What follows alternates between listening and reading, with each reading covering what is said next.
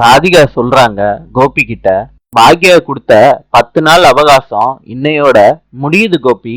குடும்பத்தோட நாளைக்கு இந்த வீட்டை விட்டு போறோம் கோபி.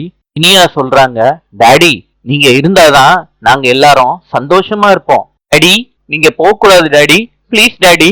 கோபி சொல்றாரு, ராதிகா போய் நான் திங்ஸ் எல்லாம் எடுத்துட்டு வரேன். ராதிகா சொல்றாங்க, கோபி நீங்க இங்கதான் இருக்க போறீங்க.